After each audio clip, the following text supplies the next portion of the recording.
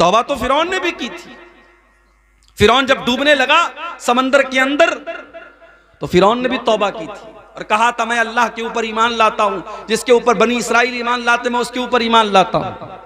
अल्लाह ने क्या फरमाया, आल आना वक़द असैता मिन क़ब्लु, ऐ फिरौन तू अब तौबा कर रहा है, अब तेरे तौबा करने का कोई मतलब नहीं है, अब तेरी तौबा का कोई माना नहीं है। सारी जिंदगी तो तू गुनाह पर गुनाह करता रहा, लोगों पर जुल्म अत्याचार करता रहा, बच्चों को मरवाता रहा, औरतों को गुलाम बनाता रहा, और आज जब तू मौत को अपनी आंखों के सामने देख रहा है तो तू तौबा कर रहा है। फल यौमा नुनज्जीका बिबदनिका लितकून लिमन खल्फक आया, ऐ फिरौन आज हम तुझे मौत देंगे और ऐसी मौत देंगे, हम तेरी बॉडी को महफूज रखेंगे, तेरी डेड बॉडी को बचा करके रखेंगे ताकि तेरी डेड बॉडी आने वाली नस्लों के लिए निशानी बन जाए और लोग तेरी डेड बॉडी को देख करके कहें कि देखो ये फिरौन था जो अपने आप को रब कहा करता था, जो अपने आप को खुदा कहा करता था, ये उस फिरौन की डेड बॉडी है।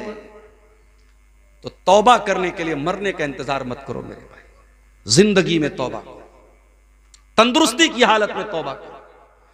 नौजवान अगर ये समझ रहा है कि साहब अभी तो जवान है, जब 70 साल के हो जाएंगे, 60 साल के हो जाएंगे, लाठी पकड़ के चलने लगेंगे तब नमाज भी पढ़ देंगे, तो जाओ जरा देख लो कब्रिस्तान में, अगर 10 जनाजे कब्रिस्तान में पहुंचते हैं तो 10 में 5 जनाजे आपको ऐसे भी मिलेंगे जो जवानों के जनाजे, कोई कैंसर का शिकार होकर, कोई कोरोना का शिकार होकर, कोई किसी और बीमारी का शिकार होकर के मर रहा है।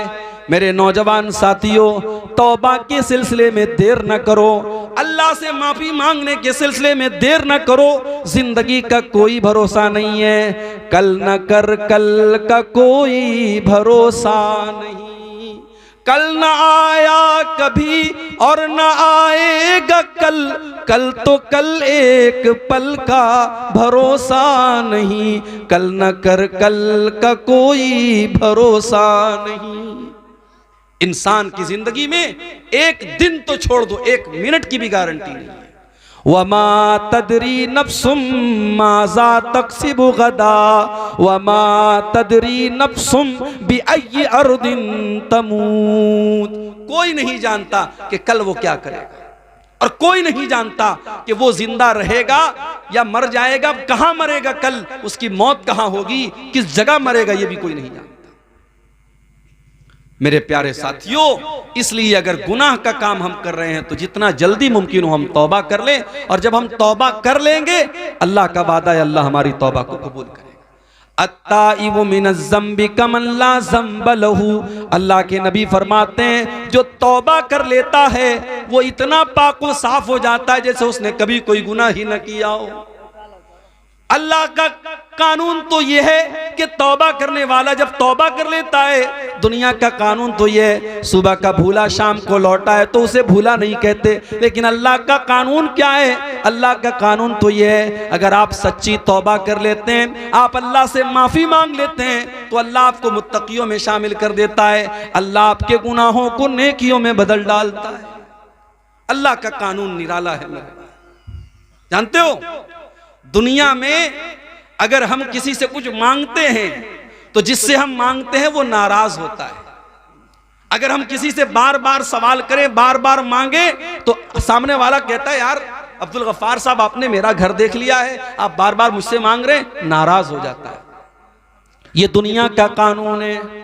दुनिया का कानून ये कि बार बार किसी के सामने हाथ फैलाओगे, बार बार उससे मांगोगे, बार बार सवाल करोगे, वो नाराज हो जाएगा।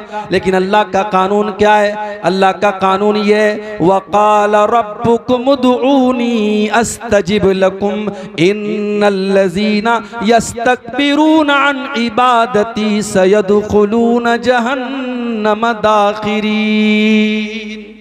अल्लाह का कानून ये कि जो अल्लाह से नहीं मांगता है जो अल्लाह के आगे हाथ नहीं फैलाता है अल्लाह उससे नाराज होता है। तो मुझसे मांग क्यों नहीं रहा है? मेरे बंदे तू मेरा मोहताज है। या अय्युहन्नासु अंतुमुल फुकराउ इलल्लाह, ऐ इंसानों तुम सब के सब मेरे फकीर हो, मेरे मोहताज हो, तुम मेरे आगे हाथ क्यों नहीं फैलाते हो? तुम मुझसे मांगते क्यों नहीं हो? अगर मुझसे नहीं मांगोगे तो हम तुमसे नाराज हो जाएंगे। जो अल्लाह से नहीं मांगते, जो तकब्बुर करते, जो घमंड करते हैं, अल्लाह कहता है वो जलील हो करके जहन्नम में डाले जाएंगे। अरबी का एक शायर कहता है अल्लाहु अल्लाहु यग़ज़बु हीना युत्रकु सुआलुहु, जब अल्लाह से ना मांगा जाए तो अल्लाह नाराज हो जाता है। व बुनय्यु आदम हीना युसअलु यग़ज़बु, और इंसान से जब मांगा जाता है तो वो नाराज होता है। अल्लाह से ना मांगो तो अल्लाह नाराज होता है, और बंदे से मांगो तो बंदा नाराज होता है। तौबा करने वाला जब तौबा करता है तो अल्लाह उसके गुनाहों को भी नेकियों में बदल देता है। अल्लाह के कानून बड़े निराले हैं मेरे भाई। हम जब किसी नेकी का इरादा करते हैं, रात में इशा की नमाज पढ़ी, इमाम के साथ 4 रकात हमने इशा की नमाज पढ़ी, फिर 2 रकात हमने सुन्नत भी पढ़ ली, फिर वितर की नमाज पढ़ने के लिए खड़े होने लगे। अचानक ज़हन में आया कि चलो आज तहज्जुद की नमाज पढ़ लेते हैं। घर आया, बिस्तर पे सोने लगा, अपने मोबाइल के ऊपर उसने अलार्म भी लगा दिया कि 3 बजे मेरी नींद खुल जाए। 3 बजे का अलार्म उसने लगा दिया, 3 बजे उठ करके मैं तहज्जुद पढ़ूंगा। उसने मोबाइल पर अलार्म भी लगा दिया, रात में सो गया। थका हारा आया था, बिस्तर पे लेटा तो गहरी नींद आ गई, और 3 बजे मोबाइल का अलार्म बजता चला गया। उसकी नींद नहीं खुली, यहां तक के फजर की अजान का टाइम हो गया। वो तहज्जुद के इरादे से सोया था, उसने तहज्जुद की नमाज नहीं पढ़ी थी, लेकिन चूंकि वो इरादा करके सोया था। अल्लाह के नबी फरमाते हैं कि जब बंदा किसी नेकी का इरादा करता है, अल्लाह फरमाता है उक्तुबू लहू हसनतन, मेरा बंदा नेकी का इरादा कर चुका था इसलिए उसके नाम-ए-आमाल में एक नेकी लिख दो। एक नेकी सिर्फ इरादा करने पर मिलती है। अगर बंदा पक्का इरादा कर ले तो एक नेकी तो उसको इरादा करने पर मिल जाती है, और अगर बंदा वो नेकी कर ले तो अल्लाह के नबी फरमाते हैं कि अल्लाह फरमाता है उक्तुबू लहू अशरता हसनात, मेरे बंदे की 10 नेकियां लिख दो। एक नेकी का सवाब अल्लाह ताला 10 नेकी के बराबर देता है, और नेकी का सिर्फ इरादा कर लिया जाए तो एक नेकी का सवाब दे देता है। उसके अपोजिट चले आओ, बंदा किसी गुनाह का इरादा करता है, उसने शराब पीने का इरादा किया, उसने चोरी का इरादा किया, उसने ज़िना का इरादा किया, उसने किसी गलत काम करने का इरादा किया। अल्लाह फरिश्तों से कहता है उन्जुरू, फरिश्तों नजर रखो, फरिश्तों मेरे बंदे को वॉच करो। अगर मेरा बंदा ये गुनाह कर लेता है तो उसके नाम-ए-आमाल में 1 गुनाह लिखना, 10 मत लिखना। हाय हाय हाय, अल्लाह तेरे कानून भी निराले हैं। नेकी करने पर 10 नेकी का सवाब दिया जा रहा है, लेकिन गुनाह करने पर 1 ही गुनाह लिखा जाएगा। अल्लाह फरमाता है मेरे फरिश्तों भी रुक जाओ, जब तक मेरा बंदा ये गुनाह ना कर ले तब तक तुम उसके गुनाह को न लिखना। बंदा अगर गुनाह कर लेता है, अल्लाह फरमाता है मेरे बंदे का 1 गुनाह लिख दिया जाए। और अगर बंदा गुनाह नहीं करता है, उसने इरादा किया था, फिर उसके दिल में ख्याल आया कि नहीं नहीं शराब पीना हराम है, जिना करना बहुत बड़े गुनाह का काम है, ये गलत काम है, मैं ये गलत काम नहीं करूंगा। जब वो गुनाह का इरादा करने के बाद जब अपने इरादे से पलट जाता है, जब वो गुनाह का काम नहीं करता है, तो अल्लाह फरिश्तों से कहता है उक्तुबू लहू हसनतन, मेरे बंदे के नाम-ए-आमाल में 1 नेकी लिख दो। आय अल्लाह, उसने तो गुनाह का इरादा किया था, उसने तो गलत काम करने का इरादा किया था, और जब अपने इरादे से वो बाज आ गया और उसने वो गुनाह का काम नहीं किया, तो अल्लाह फरमाता है अब उसके नाम-ए-आमाल में 1 नेकी लिख दो। फ़इन्नमा तरकहा मिन जर्राया, बंदे ने मेरे डर से उस गुनाह को नहीं किया है, बंदे के दिल में मेरा डर था, मेरा खौफ था, इसलिए उसने इस गुनाह को नहीं किया है, इसलिए उसके नाम-ए-आमाल में 1 नेकी लिख दी जाए। ये अल्लाह का कानून है मेरे भाई। उस अल्लाह की रहमत से हम कभी मायूस ना हो मेरे भाई। इसलिए कुरान में बार बार अल्लाह फरमाता है ला तक़नतू मिर रहमतिल्लाह, अल्लाह की रहमत से कभी मायूस न होना। हदीस कुदसी के अल्फाज हैं, अल्लाह के नबी फरमाते कि अल्लाह ताला कहता है यब्ना आदम लौ बलगत ज़ुनूबुका अनान अस्समाई वल अर्ज़ी, ऐ आदम के बेटे अगर तेरे गुनाह इतने ज्यादा हो जाएं, आसमान के किनारों तक चले जाएं और जमीन भर के तू गुनाह करके आए, सुम्मा लकीतनी ला तुशरिकु बी शैया, फिर तू तौबा कर ले और अल्लाह के पास तौहीद के साथ जाए, इस हाल में जाए कि तू अल्लाह के साथ शिरक नहीं करता था।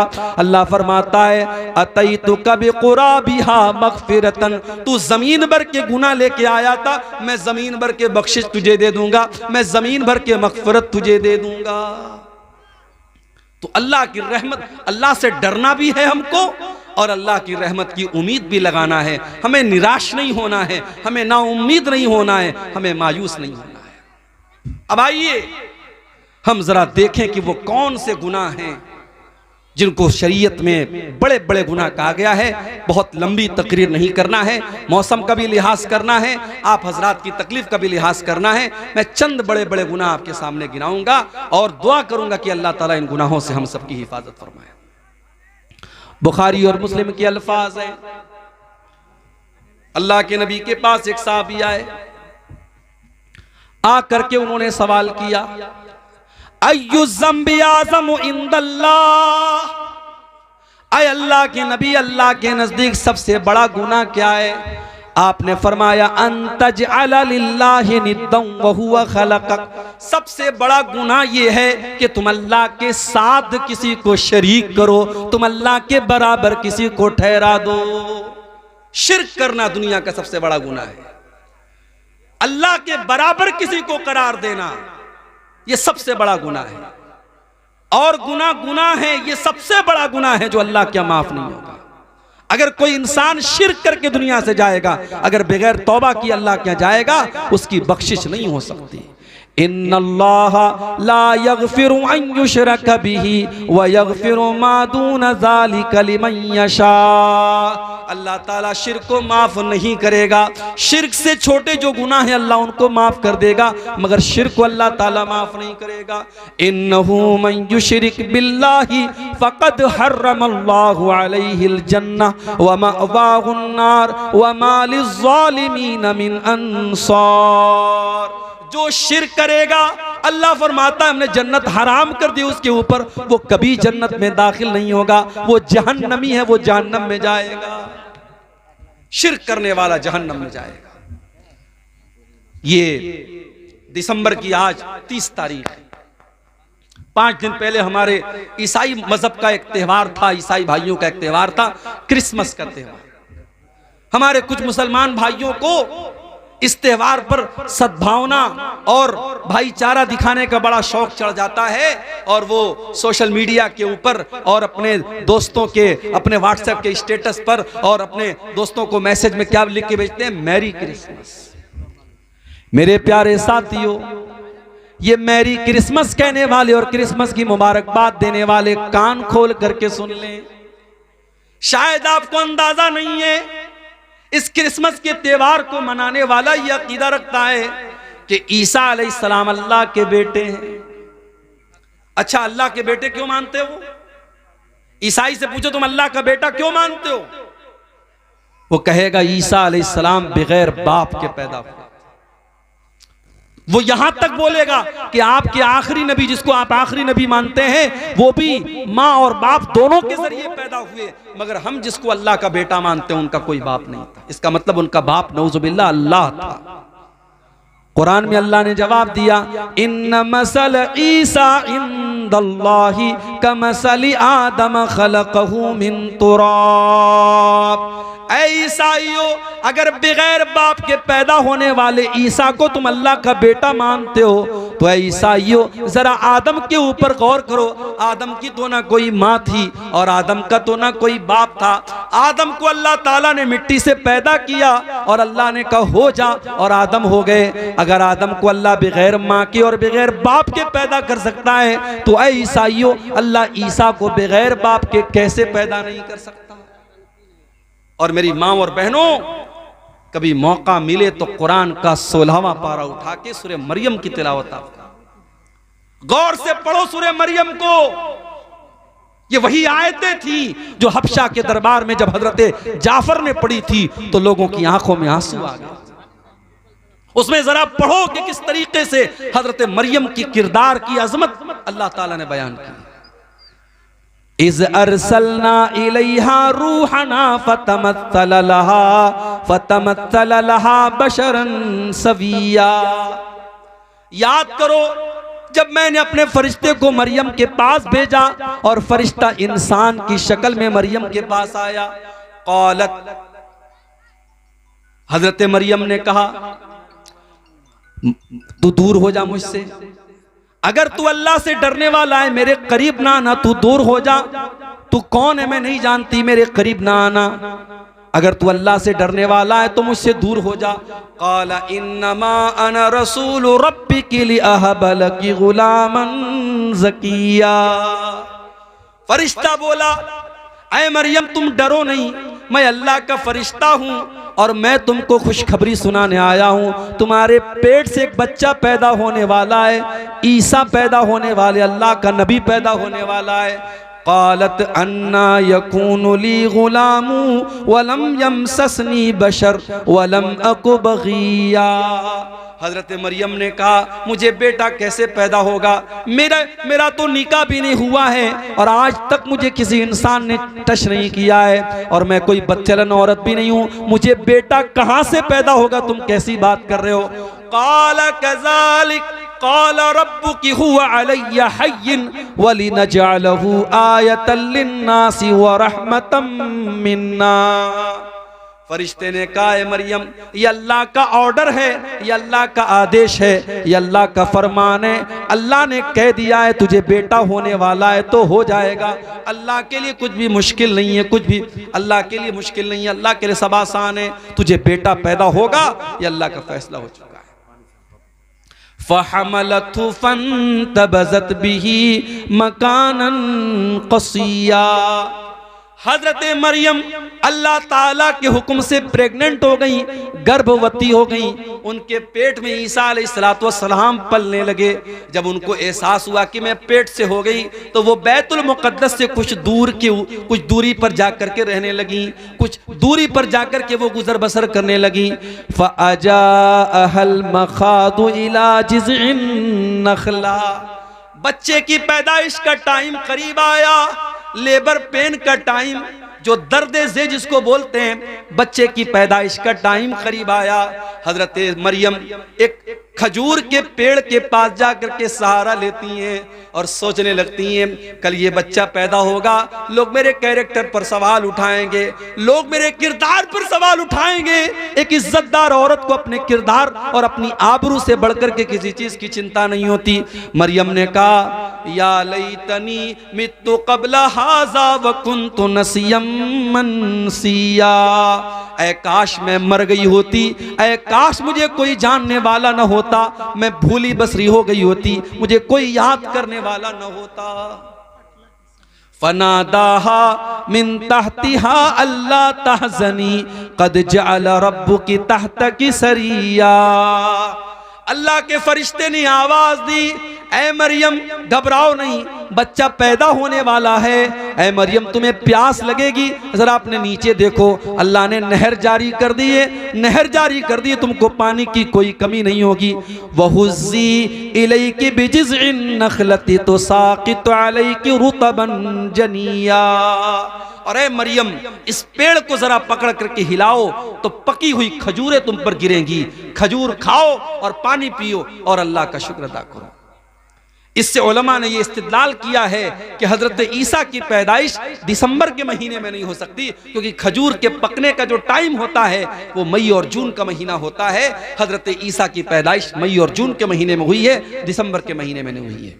फ़इम्मा तरयिन्न मिनल बशरि अहदा फ़क़ूली इन्नी नज़रतु लिर्रहमानि सौमा फ़लन उकल्लिमल यौम इंसिया।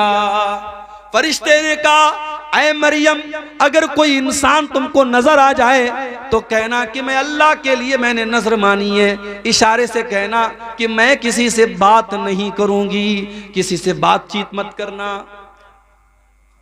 ईसा पैदा हो गए। हजरत मरियम ने अपने बच्चे को गोद में लिया। फ़अतत बिही क़ौमहा तहमिलुहु क़ालू या मरियम लक़द जीति शैअन फ़रिया। हजरत मरियम अपने दूध पीते बच्चे को अपनी गोद में लेती हैं और अपनी कौम के सामने आती हैं। कौम के लोग देखते हैं कि कुंवारी मरियम की गोद में बच्चा कहां से आ गया। कहा है मरियम, तू तो कुंवारी थी, तेरी तो शादी भी न हुई थी, ये बच्चा तू कहां से लेके आ गई। ऐ मरियम, तूने बहुत बड़ा पाप किया है। या उख्ता हारूना मा काना अबूकी इम्रा सौइन व मा कानत उम्मुकी बगिया। ऐ मरियम, तू तो हारून की बहन है। हजरत मरियम के कोई भाई थे, उनका नाम हारून था। ऐ मरियम, तू हारून की बहन है, तेरा बाप भी नेक इंसान है, तेरी माँ भी नेक औरत है, तेरी माँ भी बदचलन नहीं है। ऐ मरियम, तू बदचलन कैसे हो गई। पता ये चला, ये 3 रिश्ते बड़े खास होते हैं। लड़कियां अगर बिगड़ती हैं तो इन 3 रिश्तों का बहुत बड़ा रोल होता है। जिस घर के लड़के बिगड़ जाएं, जिस घर की माएँ बिगड़ जाएं और जिस घर का बाप बिगड़ जाए, उस घर की लड़कियों को बिगड़ने में देर नहीं लगेगी। अगर लड़की का भाई सही है, अगर लड़की का बाप सही है और अगर लड़की की माँ सही है तो लड़कियों के बिगड़ने के चांस बहुत कम हैं। लेकिन भाई गड़बड़ है, माँ गड़बड़ है और बाप गड़बड़ है तो लड़कियों के बिगड़ने के चांस बहुत ज्यादा हैं। लोगों ने कहा है मरियम, तू हारून जैसे नेक इंसान की बहन है, तेरा बाप भी नेक इंसान है, तेरी माँ भी शरीफ औरत है, तूने ये गलत काम कैसे कर दिया। फ़अशारत इलैहि, हजरत मरियम ने अपने बच्चे की तरफ इशारा किया। क़ालू कैफ़ नुकल्लिमु मन कान फिल महदि सबिया। कौम के लोगों ने कहा है मरियम, इस दूध पीते बच्चे से हम क्या बात करें, ये क्या बोलेगा, तू क्यों नहीं बताती है किसका बच्चा है। क़ाल इन्नी अब्दुल्लाह आतानियल किताबा व जअलनी नबिया व जअलनी मुबारकन ऐनमा कुन्तु व औसानी बिस्सलाति वज़्ज़काति मा दुम्तु हय्या। अल्लाह की कुदरत देखो कि हजरत ईसा अभी दूध पीते बच्चे हैं, माँ की गोद से बोल पड़े, अपनी कौम को जवाब दिया। माँ के किरदार पर लोगों ने इल्जाम लगाया, अल्लाह ने उस दूध पीते बच्चे को अपनी माँ के डिफेंस में खड़ा कर दिया। जो औरत अपनी शर्मगाह की हिफाजत करेगी, अपनी आबरू की हिफाजत करेगी, अल्लाह उसके दामन पे कभी दाग लगने नहीं देगा। अल्लाह जब जरूरत पड़ेगी उसकी बेगुनाही को बयान कर देगा। मरियम की बेगुनाही को बयान करने के लिए अल्लाह ने दूध पीते बच्चे को अपनी माँ की गोद में हजरत मरियम को अल्लाह ताला ने, हजरत ईसा को अल्लाह ताला ने जुबान दे दी और वो बच्चा अपनी माँ की गोद से क्या बोला, पहला जुमला क्या बोला, इन्नी अब्दुल्लाह, मैं अल्लाह का बंदा हूं। ईसा ने यह नहीं कहा I am son of God, उन्होंने कहा आई एम स्लेव ऑफ अल्लाह, मैं अल्लाह का बंदा हूं। कितने बड़े अफसोस की बात है। ईसाई कहते हम ईसा को मानते हैं, उनके चर्च के बाहर ईसा मसीह का फोटो लगा है, उनके चर्च के बाहर ईसा अलैहिस्सलाम के अक़वाल लिखे होते हैं। मगर ईसाई कौम दुनिया की वो कौम है मेरे भाई, जिस नबी से इतनी मोहब्बत का दावा करती है, उस नबी ने पैदा होने के बाद सबसे पहला सेंटेंस जो उनके मुंह से निकला है, जो सबसे पहला शब्द उनके मुंह से निकला है, उन्होंने कहा मैं अल्लाह का बंदा हूं। और ईसाई कहते नहीं, बंदा नहीं थे, ईसा तो अल्लाह के बेटे थे, वो अल्लाह का बेटा मानते ईसा अलैहिस्सलाम। और अभी हमारे पड़ोसी मुल्क के एक ईसाई पादरी का मैंने बयान सुना, उसने कहा हम किसी नबी का मीलाद नहीं मनाते हैं, मुसलमान इस गलतफहमी में ना रहे, हम ईसा को एज अ प्रॉफिट नहीं मानते हैं, हम क्रिसमस पर अल्लाह के बेटे का जन्मदिन मनाते हैं, अल्लाह के बेटे का जन्मदिन मनाते हैं, हम Isa Masih as a profit, एक नबी की हैसियत से हम उनका मीलाद नहीं मनाते। ईसा अलैहिस्सलाम पैदा होने के बाद कह रहे हैं मैं अल्लाह का बंदा हूं, अल्लाह ने मुझको नबी बनाया है, अल्लाह ने मुझको बरकत वाला बनाया है, मैं जहां भी रहूंगा बरकत रहेगी। और अल्लाह ने मुझको नमाज का हुक्म दिया है, मुझको ज़कात का हुक्म दिया है। जब तक मैं जिंदा रहूंगा मैं नमाज पढ़ता रहूंगा, मैं ज़कात देता रहूंगा।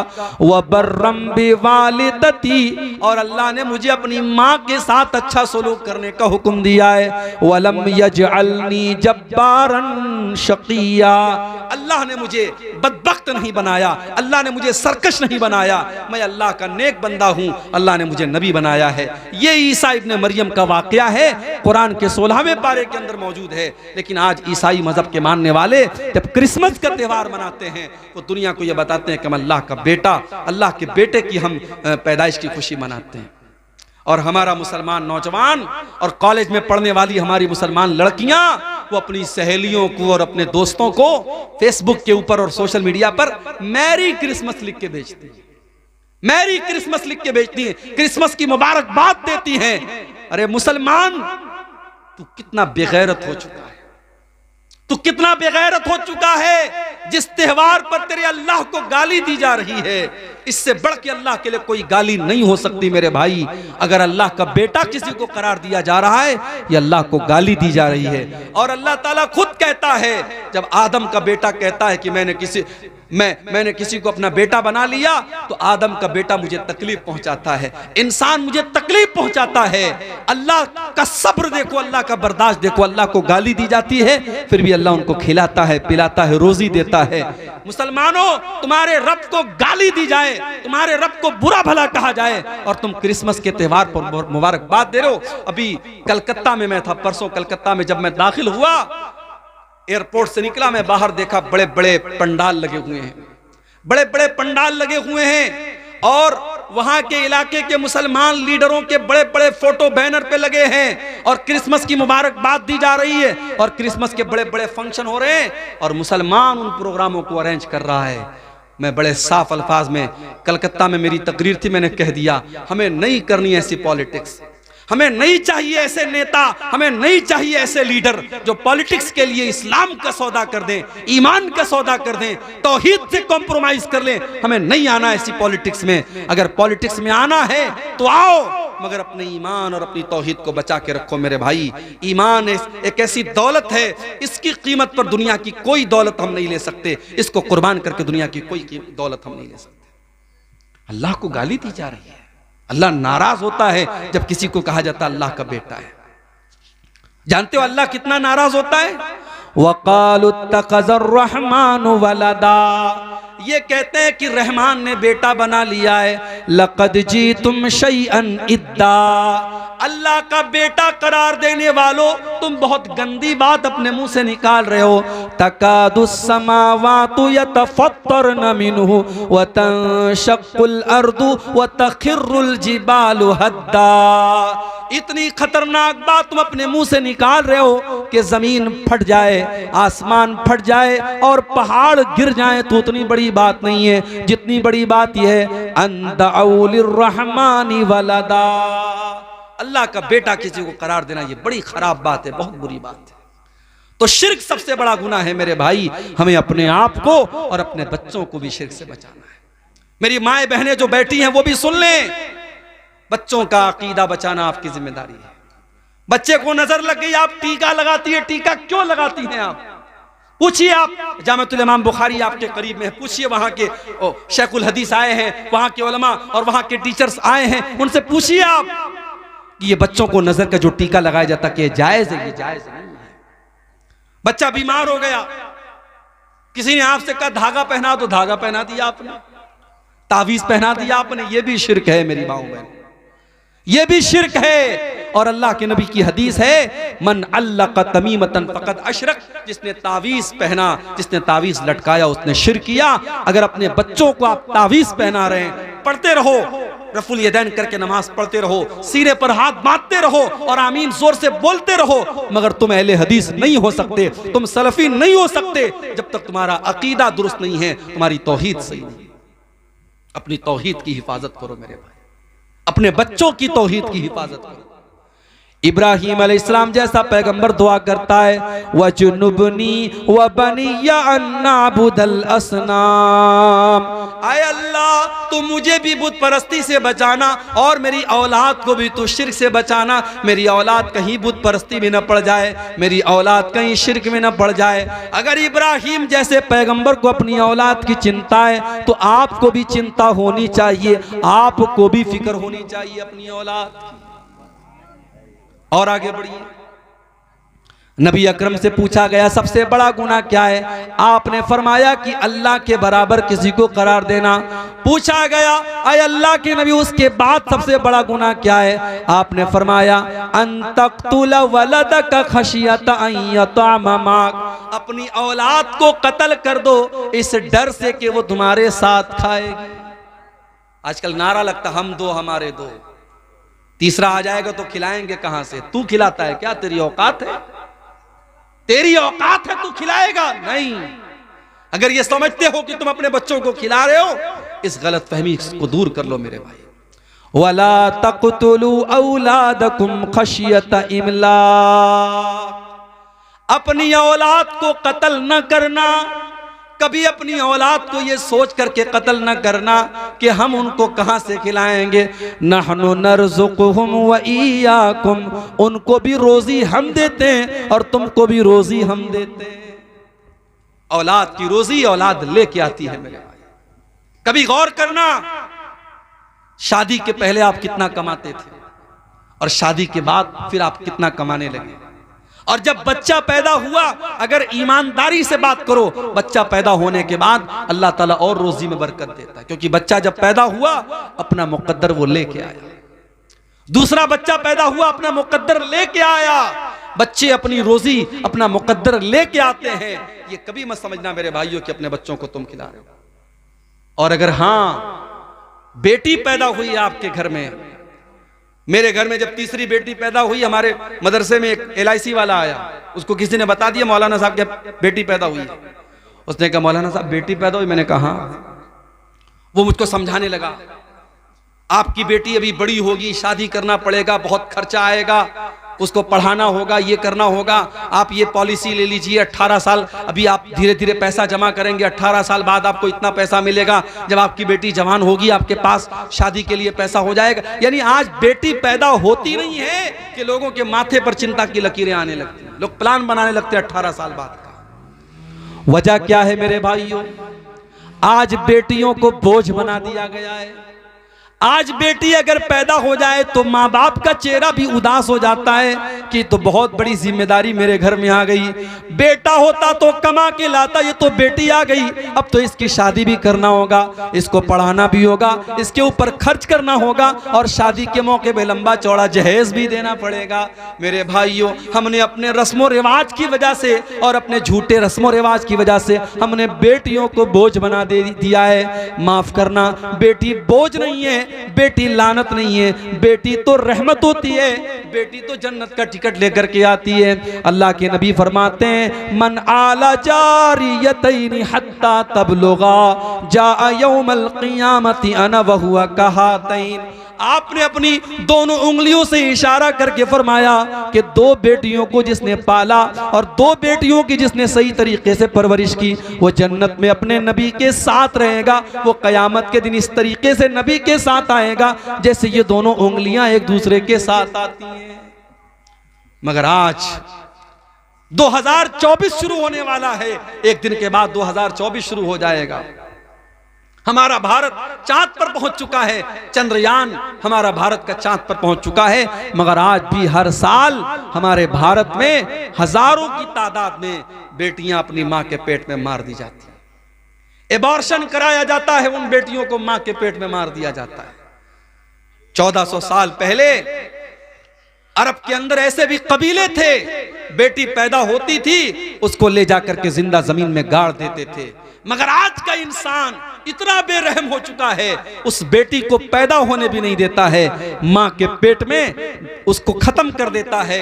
और आप जाकर के यूट्यूब पर आप देखिए, जब एबॉर्शन किया जाता है तो बड़ी बेरहमी से उस मासूम बच्ची को या बच्चे को माँ के पेट में उसके टुकड़े टुकड़े किए जाते हैं, उसके बदन का कीमा कीमा कर दिया जाता है। और वो बेचारा बच्चा जो अभी प्रोसेस में था, अभी पैदा होने वाला था, अभी माँ के पेट में था, उसको दवाओं के जरिए और ऑपरेशन के जरिए खत्म कर दिया जाता है। मेरे प्यारे साथियों, औलाद को कत्ल करना ये बहुत बड़ा पाप है। और अगर औलाद को कत्ल करना बहुत बड़ा पाप है तो एक बात और मुझे कहने दीजिए, औलाद जहां आपकी 10 साल की हुई, 12 साल की हुई, बच्चों को मदरसे से छुड़ाकर काम पे लगा देना, बच्चों की तालीम से छुड़ाकर उनको काम पे लगा देना, यह भी औलाद को कत्ल करने के बराबर है।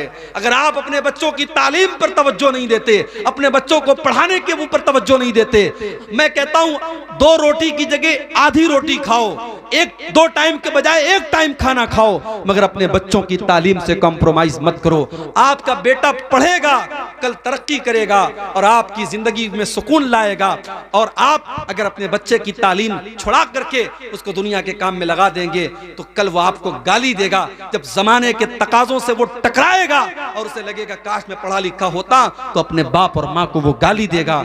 मेरे भाइयों, कभी भी अपने बच्चों की तालीम अपनी माशी मुश्किलात की वजह से मत छुड़ाओ। कोशिश करो कि बच्चा हमारा तालीम जारी रखे। बच्चों की तालीम छुड़ा करके उनको काम में लगाना, ये भी औलाद को कत्ल करने के बराबर है। इस दौर में हम जानते हैं, जो लड़का पढ़ा लिखा ना हो उसकी जिंदगी बड़ी परेशानी की होती है। वो कहीं कोई नौकरी नहीं कर सकता, कहीं वो कोई किसी चीज में हिस्सा नहीं ले सकता। आज अपने बच्चों की तालीम पर तवज्जो देना भी जरूरी है। और आगे बढ़िए, तीसरी चीज, अल्लाह के नबी से पूछा गया कि फिर सबसे बड़ा गुनाह क्या है? आपने फरमाया अंतोजानिया हलील तजारिक, अपने पड़ोसी की बीवी के साथ जिना करना। जिना करना तो किसी भी औरत के साथ हराम है, मगर पड़ोसी की बीवी के साथ जिना करना ये ज्यादा बड़ा गुनाह है, क्योंकि पड़ोसी पड़ोसी के ऊपर भरोसा करता है, पड़ोसी पड़ोसी के ऊपर विश्वास करता है। अगर पड़ोसी की बीवी के साथ और पड़ोसी की बेटी के साथ और पड़ोसी की बहन के साथ कोई गलत काम करता है तो ये उसके पड़ोस का उसने हक मारा है, उसने पड़ोसी के साथ हक तलफी की है। पड़ोसी का बड़ा हक है। मेरे भाइयों, ये जिना को तीसरा बड़ा गुनाह करार दिया गया। आज जिना भी आम हो रहा है। आपके किशनगंज के इलाके में मुसलमान लड़कियों को इस्तेमाल किया जा रहा है, उनको दूसरों के बिस्तरों तक लेके जाया जा रहा है। हमारे पास ये न्यूज तक मौजूद है कि आज मुसलमान लड़कियों को वेश्यावृत्ति में डाला जा रहा है, उनके जिस्म के साथ खेला जा रहा है। ये हालात, कितनी गरीब घरों की लड़कियां हैं, आज उनके साथ ये हालात भी किए जा रहे हैं। मेरे भाइयों, हमें इस समाज को जिना से बचाना है। मेरे भाई, लड़की गरीब घर की हो, अमीर गरीब घर की हो, लड़का अमीर घर का हो, गरीब घर का हो, निकाह के लायक हो जाए तो उसका निकाह कर देना चाहिए, शादी कर देनी चाहिए। और शादी के रास्ते में जो रुकावटें, खत्म करो इनको। ये सहाबा का दौर नहीं है, ये ताबईन का दौर नहीं है, ये फितनों का दौर है। अगर आपने अपने बच्चों और बच्चियों की सही टाइम पर शादी नहीं की तो फितने पैदा होंगे। और अल्लाह के नबी फरमा चुके हैं, आपने फरमाया इज़ा खतब इलैकुम मिम्मन तरज़ौन दीनहु व खुल्क़हु फज़व्विजू। तुम्हारे लड़के के लिए, तुम्हारी लड़की के लिए जब अच्छा रिश्ता आ जाए, दीनदार घर का रिश्ता आ जाए, तो अपनी लड़कियों की शादी कर दिया करो। इल्ला तफ़अलू, अगर तुम ऐसा नहीं करोगे, तकुन फितनतुन फिल अर्ज़, तो जमीन के अंदर फितना फैल जाएगा, व फसादुन अरीज़, और बहुत बड़ा फसाद फैल जाएगा। ये इंस्टाग्राम का दौर है। आज आपकी लड़की किससे बात कर रही है, आप कितनी नजर रखेंगे? आज बहुत मुश्किल अपनी लड़कियों के ऊपर वॉच करना और नजर रखना। आज आपके लड़के किससे चैटिंग कर रहे हैं, आज आप नजर नहीं रख पाएंगे। उनको इन फितनों से बचाना है, वो शादी के काबिल हो जाएं, जल्दी से उनकी शादी कर दो। मेरे भाई, इस दौर के बहुत बड़े फितनों में से शर्मगाह का फितना है। इसीलिए अल्लाह के नबी फरमाते हैं, मन यज़मन ली मा बैन लिह्यैहि व मा बैन रिजलैहि अज़मन लहुल जन्ना। जो मुझे जुबान की गारंटी दे दे और शर्मगाह की गारंटी दे दे, मैं उसे जन्नत की गारंटी देता हूं। तो जिना से बचाना है अपने आप और औरत को जो पर्दे का हुक्म दिया गया और महरम गैर महरम का जो फर्क बयान किया गया और मर्द को जो हुक्म दिया गया वो अपनी निगाहों को नीची करके रखे, ये सारी चीजें इसीलिए हैं ताकि समाज से ज़नाकारी और बदकारी को रोका जाए। और आगे बढ़िए, कबीरा गुनाहों में से एक और बहुत बड़ा गुनाह, अल्लाह के नबी फरमाते हैं इज्तनिबुस सबअल मुबिकात, 7 हलाक कर देने वाले गुनाहों से बचो, 7 हलाक कर देने वाले गुनाहों से बचो। नंबर 1 अल इशराक अश्शिरकु बिल्लाह, अल्लाह के साथ शिर्क करना। नंबर 2 वस्सिहर, जादू करना, जादू करना, किसी के ऊपर जादू करना। आज ये भी हो रहा है, भाई भाई में दुश्मनी है, भाई भाई के ऊपर जादू करवा रहा है। सास बहू में झगड़ा हो गया, सास अपनी बहू के ऊपर, अपने बेटे के ऊपर जादू करवा रही है कि ताकि बहू और बेटे में ताल्लुक खराब हो जाए। ये हालात है मेरे भाई। बंगाल में और आपके बिहार में आज कितने केस आते हैं कि साहब घरों में सुकून नहीं है, जादू किया जा रहा है और लोगों को परेशान किया जा रहा है। जादू करना भी हराम है, जादू करवाना भी हराम है और जादूगर की बात की तस्दीक करना भी हराम है। अल्लाह के नबी फरमाते हैं मन अता अर्राफन फसअलहु फसद्दक़हु बिमा यक़ूलु, जो इंसान किसी अर्राफ के पास जाता है, किसी पामिस्ट के पास जाता है, किसी ज्योतिषी के पास जाता है, किसी भविष्य बताने वाले के पास जाता है और उसकी बात की तस्दीक करता है, ला तुक़बलु लहू सलातु अर्बईन यौमन, उसकी 40 दिन तक की नमाज कबूल नहीं होगी। 40 दिन तक की नमाज कबूल नहीं होगी अगर किसी भविष्य बताने वाले की बात आपने मान लिया।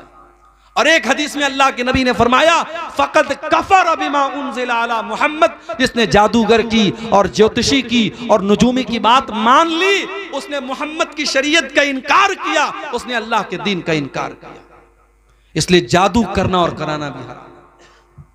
उसके बाद अल्लाह के नबी फरमाते हैं व क़त्लुन नफ्सिल्लती हर्रमल्लाहु इल्ला बिलहक़्क़ि, किसी निर्दोष की हत्या करना, किसी बेगुनाह का खून बहाना, यह भी इस्लाम के अंदर हराम है, कबीरा गुनाह है।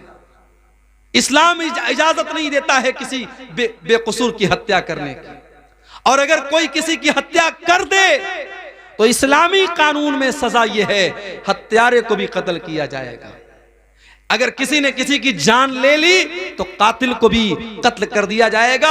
हाँ, जिसकी हत्या हुई है, जिसका मर्डर हुआ है, अगर उसके घर वाले माफ कर दें अलग बात है। अगर माफ कर दें और दियत ले लें, जो एक बड़ा अमाउंट होता है, लाखों में अमाउंट होता है, वो अमाउंट लेकर के वो माफ कर दें अलग बात है, वरना कातिल की भी गर्दन मारी जाएगी, कातिल को भी कत्ल किया जाएगा। इस्लाम बहुत सख्त है इस मामले में। इस्लाम में किसी निर्दोष की हत्या करने की इजाजत नहीं है। मन क़तल नफ्सन बिग़ैरि नफ्सिन औ फ़सादिन फ़िल अर्दि फ़कअन्नमा क़तलन नास जमीआ, एक निर्दोष की हत्या करने वाला और एक बेकसूर को मारने वाला पूरी मानवता का कातिल है। 2000 मुसलमानों का खून बहाने वाले आज मुल्क के बड़े बड़े ओहदों पर विराजमान है। अल्लाह की अदालत का इंसाफ बाकी है। एक इंसान की हत्या करने वाला अगर पूरी मानवता का कातिल है तो सोचो मेरे भाइयों, हजारों लोगों के खून की होली खेलने वालों का अंजाम क्या होगा। एक फिरौन था जो बच्चों को मरवा दिया करता था, एक फिरौन था जो बच्चों को कत्ल करवा देता था। इस वक्त फलस्तीन के बच्चों को मारने वाला एक फिरौन है जो बच्चों को भी मरवा रहा है, जो औरतों को भी मरवा रहा है, जो बड़ों को भी मरवा रहा है, जो हॉस्पिटलों के ऊपर बम बरसा रहा है, जो कब्रों से निकाल निकाल करके मुसलमानों की कब्रों पर भी बुलडोजर चला रहा है। अल्लाह ऐसे जालिमों को उनके अंजाम तक पहुंचा दे मेरे भाई। इस्लाम ने निर्दोष की हत्या करने को बहुत बड़ा पाप करार दिया है। और आगे बढ़ो, वह अकलुर रिबा, और सूद और ब्याज खाना भी बहुत बड़ा गुनाह है। आज मुसलमान सूद खा भी रहा है, खिला भी रहा है। आपके इसी बिहार में बंधन लोन के नाम से, औरतों के नाम से कितने लोग लोन ले रहे हैं। 1 लाख लोन लेकर के 1,10,000 दे रहे हैं। मेरे भाई, जिस तरीके से सूद लेना हराम है उसी तरीके से सूद देना भी हराम है। अल्लाह के नबी फरमाते हैं लानल्लाहु आकिल रिबा व मुकिलहु व कातिबहु व शाहिदैहि।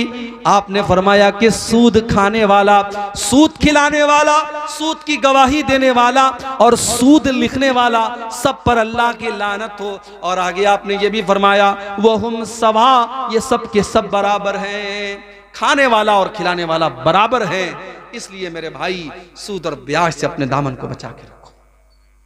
जानते हो इतना बड़ा गुनाह है सूद और ब्याज का खाना कि अल्लाह कुरान में कहता है फ़इल्लम तफ़अलू फ़अज़नू बिहर्बिम मिनल्लाहि व रसूलिही। ऐ ब्याज खाने वालों, ऐ ब्याज खोरो, ऐ सूद खोरो, अगर तुम अपने ब्याज खाने से बाज नहीं आओगे तो अल्लाह से जंग करने के लिए तैयार हो जाओ, उसके रसूल से जंग करने के लिए तैयार हो जाओ। अरे कौन है जिसके अंदर अल्लाह से जंग करने की ताकत है? कौन है जिसके अंदर अल्लाह से लड़ाई करने की ताकत है? तो सूद खाना भी बहुत बड़ा गुनाह है। और जब सूद की बात आई है तो एक बात और बताता हूं, सट्टा और जुआ खेलना भी हराम है। इन्नमल खम्रु वल मैसिरु वल अंसाबु वल अज़लामु रिजसुम मिन अमलि शैतान। शराब पीना और जुआ खेलना और गैरुल्लाह के आस्ताने पर जाकर के वहां सर झुकाना और पांसे के तीर निकालना किस्मत का हाल मालूम करने के लिए, ये सब गंदे काम हैं, ये सब शैतान के काम हैं। इनसे बचो तभी तुम कामयाब हो सकते। पता ये चला कि जुआ खेलना भी शैतान का काम है। किसी जमाने में ताश के पत्तों से जुआ खेला जाता था, अब मोबाइल का दौर आ गया, अब टेक्नोलॉजी का दौर आ गया, अब इंटरनेट के ऊपर बहुत सारे ऐप आ गए। अभी क्रिकेट का वर्ल्ड कप चल रहा था, एक एक बॉल के ऊपर सट्टा खेला जा रहा था। आज कितने सारे ऐप हैं जिसके अंदर जुआ खेलने की और सट्टा की अलग अलग शक्लें आ रही हैं। याद रखो मेरे भाई, मेरे नौजवान साथियों, पैसा कमाना है तो बिजनेस करो, पैसा कमाना है तो हलाल तरीके से पैसा कमाओ। बहुत सारे रास्ते हलाल तरीके के हैं, हराम रास्ता मत अपनाओ, ब्याज का रास्ता मत अपनाओ और सट्टा और जुआ का रास्ता मत अपनाओ। याद रखो हराम कमाई से पैसा कमा भी लोगे तो उसमें बरकत नहीं होगी। अल्लाह के नबी फरमाते हैं याती अलन्नासी ज़मानुन ला युबालिल मरउ मिन ऐना अख़ज़ल माल। एक ऐसा जमाना लोगों पर आने वाला है जब लोग परवाह नहीं करेंगे कि पैसा हलाल तरीके से कमा रहे या हराम तरीके से कमा रहे। जानते हो बनारस में साड़ी का कारोबार होता है, जानते होंगे आप लोग। साड़ी के कारोबार में बनारस में किसी जमाने में साड़ियों में फिगर चलता था, मोर की तस्वीर बनी है, कौवे की तस्वीर बनी है, चिड़िया की तस्वीर बनी है। तो किसी दौर में जब बनारस में कोई ऐसी साड़ी बनवाता था तो लोग कहते थे ये तस्वीर का कारोबार कर रहा है, तस्वीर बना रहा है।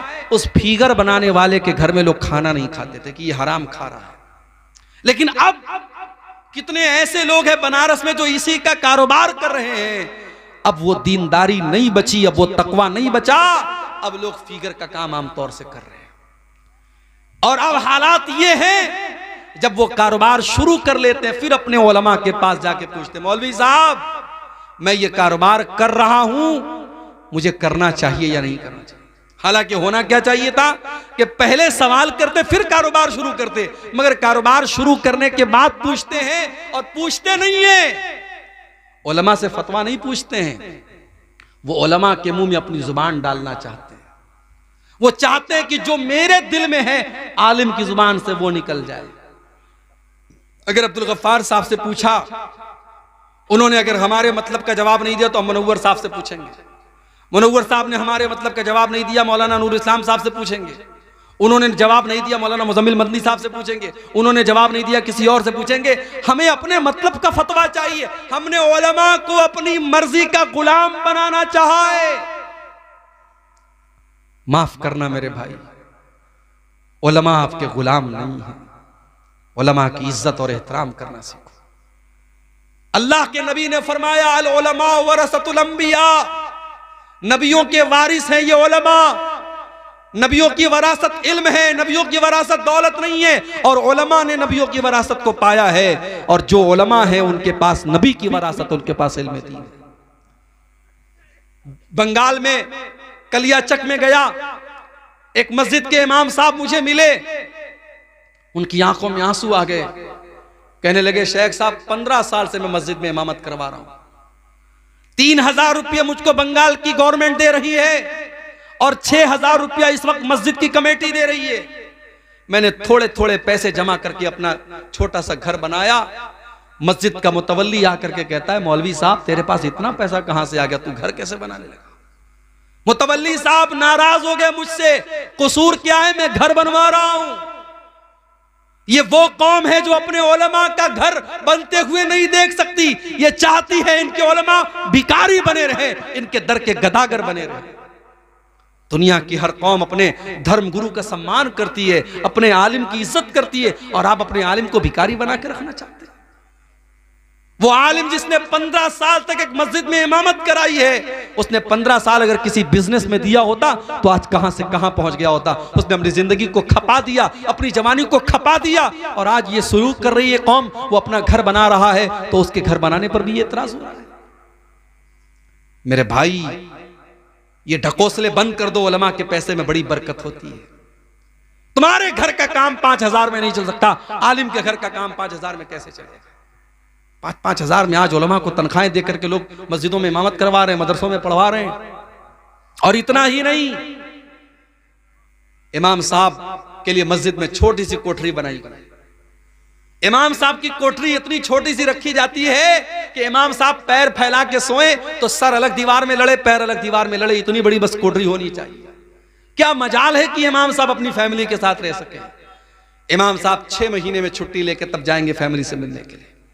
इमाम साहब के बच्चे अपने बाप के रहने के बावजूद यतीमी की जिंदगी गुजारे, उसकी बीवी बेवा की जिंदगी गुजारे, और हम और आप अपनी बीवियों के साथ, अपने बच्चों के साथ ऐशो आराम की जिंदगी गुजारे। ये कौन सा इंसाफ है मेरे भाई?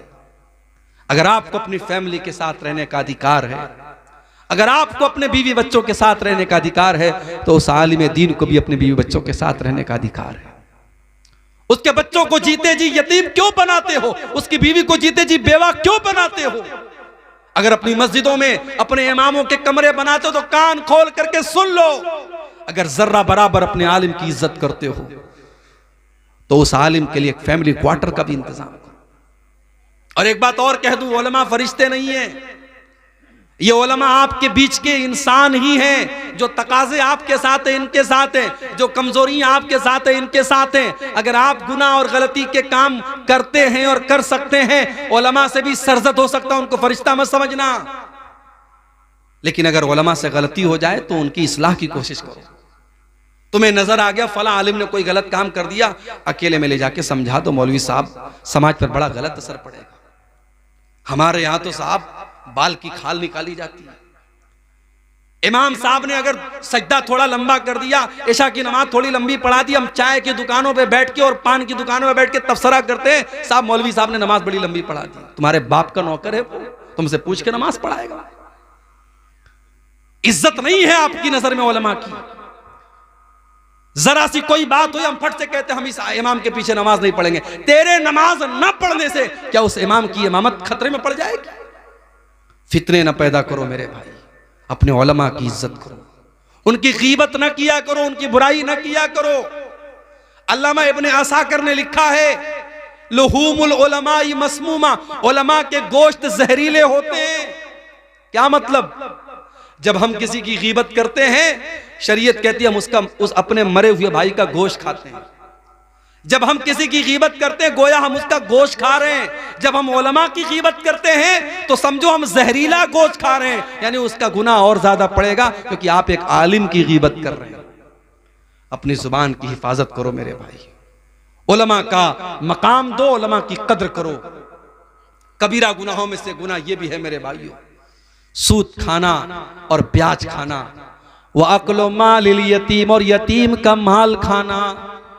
यतीम का माल जिस तरीके से भी खाया जा रहा है, यतीम का माल खाने वाले कान खोल करके सुन लें, इन्नल्लज़ीना याकुलूना अमवालल यतामा ज़ुल्मन इन्नमा याकुलूना फी बुतूनिहिम नारा।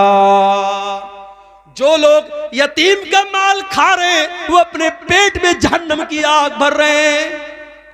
यतीम बेचारा बेसहारा होता है, यतीम हो सके तो यतीम की मदद कर दो, हो सके तो यतीम को सहारा दे दो, यतीम का माल हड़पने की कोशिश मत करो। भाई का इंतकाल हो गया, भतीजे यतीम हैं, जिस चचा को कुरान की आयत कभी नहीं याद आई, शरीयत कभी याद नहीं आई, भाई मर गया, शरीयत याद आ गई। भतीजे से बोला, बे तेरे बाप का इंतकाल हो गया, अब तेरे अब दादा की प्रॉपर्टी में तेरा कोई हिस्सा नहीं बनता, चचा लोग आपस में बांट लेते हैं। वो ये नहीं सोचते कि अगर हमारा भाई जिंदा होता तो आज इन यतीम बच्चों का हक मरते हुए नहीं देख सकता था। अगर आज भाई मर गया है और शरीयत का अगर ये कानून है कि भाइयों के रहते हुए भतीजे हिस्सेदार नहीं बनते, तो ऐसे मौके पर चचा लोगों की इंसानियत कहां चली जाती है मेरे भाई। अगर उस चचा के अंदर जर्रा बराबर इंसानियत है, वो अपने बाप से जाके गए, ठीक है शरीयत में हक नहीं बनता है, मगर जितना हक हमें मिल रहा है उतना ही हमारे इन भतीजों को भी आप दीजिए, ताकि इनके साथ ना इंसाफी। और दादा को भी चाहिए, दादा को अल्लाह ताला ने यह ऑप्शन दिया है, वो अपनी प्रॉपर्टी का 1/3 हिस्सा अपने उन यतीम पोतों के हक में वसीयत कर सकता है, वो करके जाए ताकि उन यतीमों का हक ना मारा जाए। मेरे भाई, किसी यतीम का कभी हक मत मारना। किसी की जमीन पर नाजायज कब्जा कर लेना भी कबीरा गुनाह है। अल्लाह के नबी फरमाते हैं, मन ज़लम शिब्रम मिनल अर्ज़ी, जिसने एक बालिश्त जमीन किसी की हड़प ली। एक बालिश्त समझते हैं, ये हाथ के पंजे का जो नाप होता है इसको एक बालिश्त बोलते हैं। एक बालिश्त यानी एक बालिश्त कितना होता है? मेरे ख्याल से आधा फीट भी नहीं होता है। आधा फीट भी अगर किसी की जमीन आपने नाजायज हड़प ली, अल्लाह के नबी फरमाते हैं, तुव्विक़हू मिन सब'i अर्दीन यौमल क़ियामा, 7 जमीनों का तौक उसकी गर्दन में डाला जाएगा। या भाई बहन का पूरा हिस्सा डकार लेता है।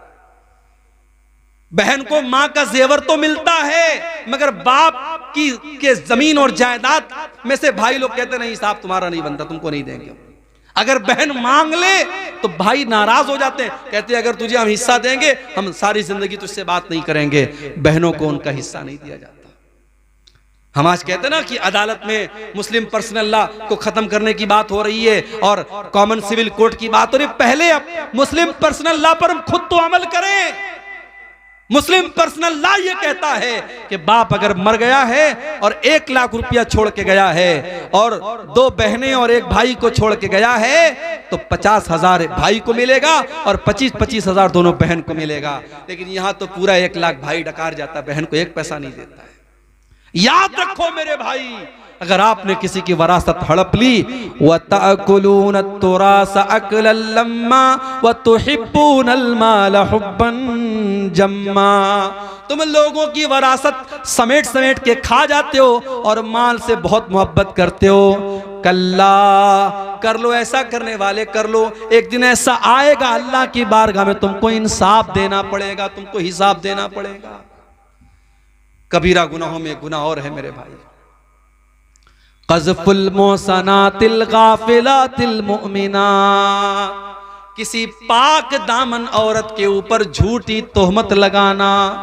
जिना करना बहुत बड़ा पाप है और किसी पाक दामन औरत के ऊपर या मर्द के ऊपर जिना की तोहमत लगाना भी बहुत बड़ा पाप है। अगर किसी के ऊपर आपने झूठी तोहमत लगाई है और उस तोहमत को साबित नहीं कर पाए, तो शरीयत क्या कहती है? इन्नल्लज़ीना यरमूनल मुहसनाति सुम्मा लम यातू बिअरबाति शुहदा फजलिदूहुम 80 जल्दा। अगर किसी बेगुनाह औरत पर तुमने जिना की तोहमत लगाई है और 4 गवाह नहीं है तुम्हारे पास, तो इल्जाम लगाने वाले को 80 कोड़े मारे जाएंगे। और आगे क्या फरमाया? वला तक़बलू लहुम शहादतन अबदा, उसकी गवाही कभी कबूल नहीं की जाएगी। तो यह भी बहुत बड़ा गुनाह है किसी पाक दामन औरत पर झूठा इल्जाम लगाना।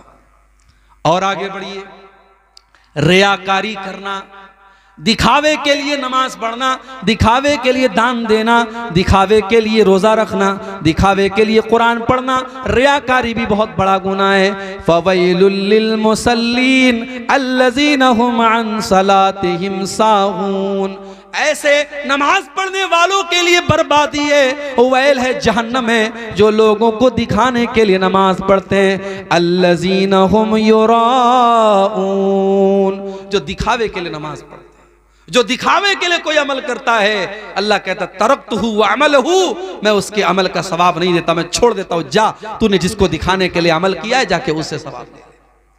इसी तरीके से मेरी प्यारी माँ बहनों, एक दो बातें और बयान करके बात खत्म करता हूं। औरत का बेपर्दगी करना, औरत का बेहुदा कपड़े पहन करके निकलना, औरत का ऐसे कपड़े पहन करके घर के बाहर निकलना जिससे उसके शरीर का अंग नजर आता हो, उसका बदन नजर आता हो, अपने जिस्म का प्रदर्शन करना, यह भी कबीरा गुनाह है। अल्लाह के नबी फरमाते हैं सिनफान मिन अहलिन नारि लम अरहुमा, दो किस्म के लोग जहन्नम में जाएंगे और उनको मैंने अभी नहीं देखा, वो बाद में आएंगे, वो कयामत के पहले आएंगे।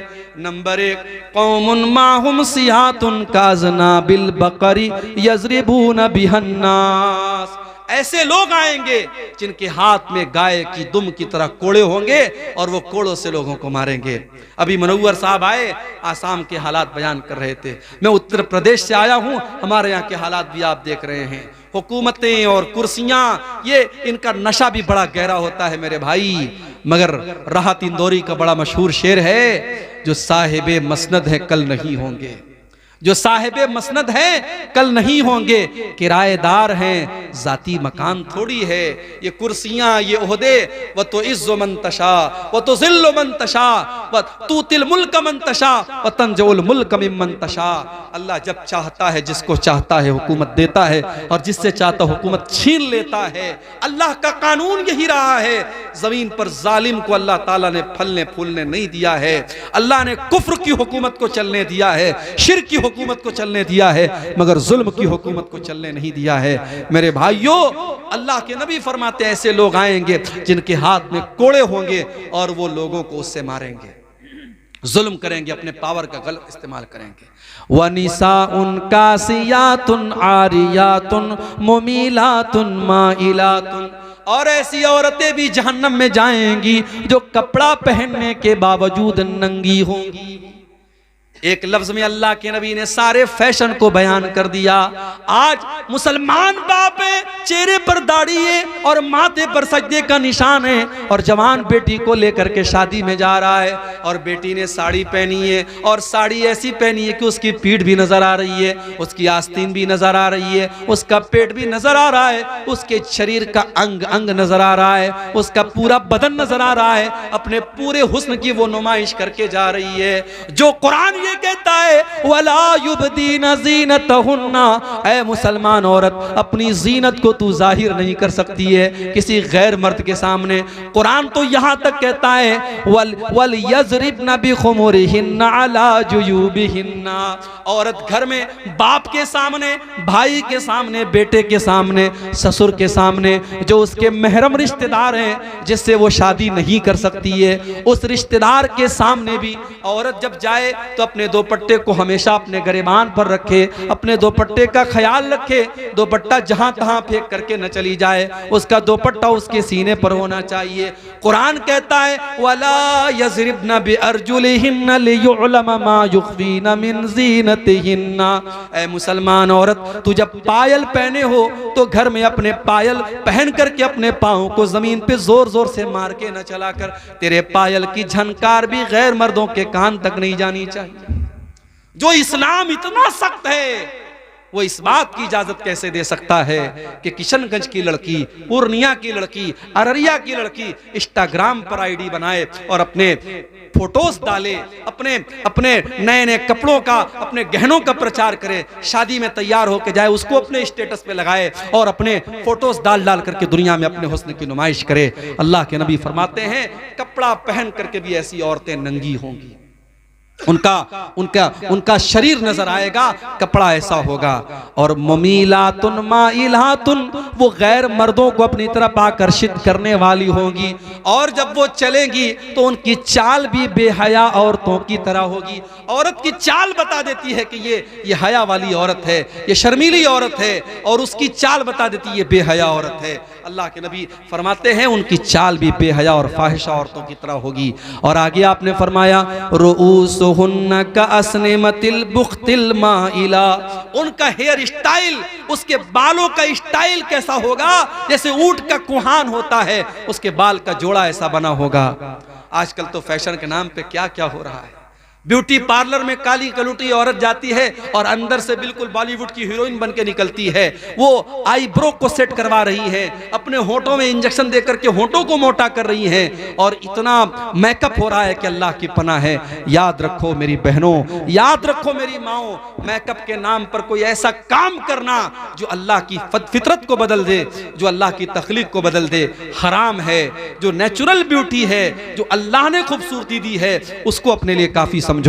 ऐसी औरतें जो अपने हेयर स्टाइल को ऊंट के कुहान की तरह बनाएंगी, अल्लाह के नबी फरमाते हैं ला यदखुलनल जन्ना, ऐसी औरतें जन्नत में नहीं जाएंगी। वला यजिदन रिहा, और जन्नत की खुशबू भी ये नहीं पा सकती। इसी तरीके से कबीरा गुनाहों में से गुनाह ये भी है कि इंसान अपने बाप को बुरा भला कहे।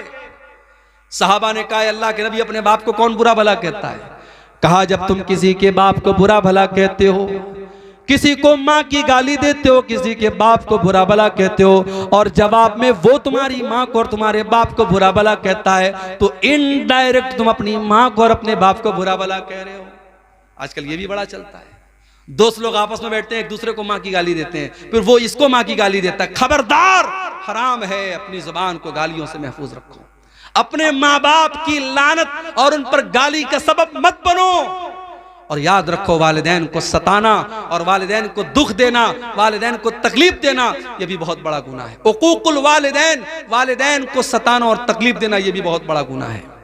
कुरान कहता है वक़ज़ा रब्बुका अल्ला ताबुदू इल्ला इय्याहु व बिल वालिदैनि इहसाना, अपने माँ बाप के साथ अच्छा सलूक करो। इम्मा यबलुगन्ना इंदकल किबर अहदुहुमा औ किलाहुमा फला तकुल लहुमा उफ्फिन वला तन्हरहुमा वकुल लहुमा कौलन करीमा। अगर तुम्हारे माँ बाप बुढ़ापे में मिले हैं, किस्मत समझो अपनी, तकदीर समझो अपनी। कितने नौजवान हैं तरसते हैं कि काश मेरे बूढ़े माँ बाप होते। तुम्हारे माँ बाप अगर तुमको बुढ़ापे में मिले हैं, उनकी कद्र करो, उनकी इज्जत करो, उनसे मोहब्बत के साथ पेश आओ, उनको उफ भी मत कहो, उनसे जब भी बात करो अदब से बात करो। वक़्फ़िज़ लहुमा जनाहज़्ज़ुल्लि मिनर रहमा, और अपने माँ बाप के लिए अपनी रहमत के बाजुओं को बिछा दो। वक़ुर रब्बिरहमहुमा कमा रब्बयानी सगीरा, और दुआ करो कि ऐ परवरदिगार मेरे माँ बाप पर रहम फरमा, जिस तरीके से बचपन उन्होंने मुझको पाला है। तो वालिदैन को तकलीफ पहुंचाना यह भी कबीरा गुनाहों में शामिल है। इसी तरीके से वह शहादतु ज़ूर, झूठी गवाही देना, झूठ बोलना और झूठी गवाही देना, यह भी बहुत बड़ा गुनाह है। अल्लाह के नबी ने एक मर्तबा जब आपसे पूछा कि बड़े बड़े गुनाह क्या हैं, आपने फरमाया कि शिर्क करना, माँ बाप को तकलीफ पहुंचाना, लेकिन आप टेक लगा के बैठे थे, आप सीधे उठ करके बैठ गए और आपने फरमाया व शहादतु ज़ूर व शहादतु ज़ूर व शहादतु ज़ूर, झूठी गवाही देना यह भी बहुत बड़ा गुनाह है।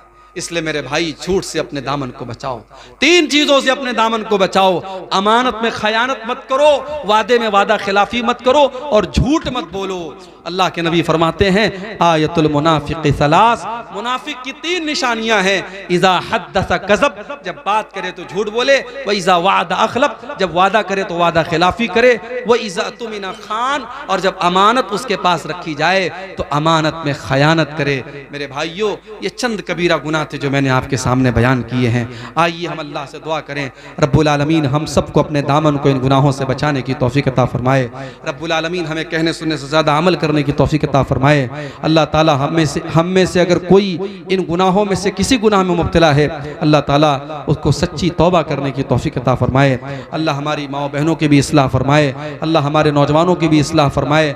आज का ये प्रोग्राम जिस मस्जिद की तामीर व तौसीक के लिए हुआ है, अल्लाह इस मस्जिद का काम जल्द से जल्द हम सबको मुकम्मल करने की तौफीक अता फरमाए। जिन भाइयों ने अब तक मस्जिद की इस तामीर में हिस्सा नहीं लिया है या अपनी हैसियत के मुताबिक कम लिया है, मैं उनसे गुजारिश करता हूँ जाते जाते आप मस्जिद को दान देते हुए और इस अल्लाह के घर में हिस्सा लेते हुए जाएँ। अल्लाह आपके दान को, आपकी नेकियों को कबूल फरमाए। अल्लाह हम सब की इस मजलिस की हाज़िरी को कबूल फरमाए। जो बीमार है उनको शिफा अता फरमाए, जो रोज़ी रोटी से परेशान है अल्लाह उनके कारोबार में बरकत नसीब फरमाए। जब तक दुनिया में हम जिंदा रहें, इस्लाम पर जिंदा रहें और हम सब का खात्मा ईमान पर हो। आमीन। व आखिर दावाना अल्हम्दुलिल्लाहि रब्बिल आलमीन। वस्सलामु अलैकुम व रहमतुल्लाहि व बरकातुहू। वालेकुम सलाम व रहमतुल्लाहि व बरकातुहू। माशाअल्लाह, जज़ाकुमुल्लाह खैर। शेख मोहतरम से हमने बहुत सारे मसाइल के ऊपर इख्तिसारन हमने बहुत सारे मसाइल सुना। अल्लाह तबारक व तआला से दुआ करता हूँ कि अल्लाह ताला कुरान और सुन्नत के ऊपर अमल करने की तौफीक अता फरमाए। अल्लाह तबारक व तआला हमारे यहाँ बैठ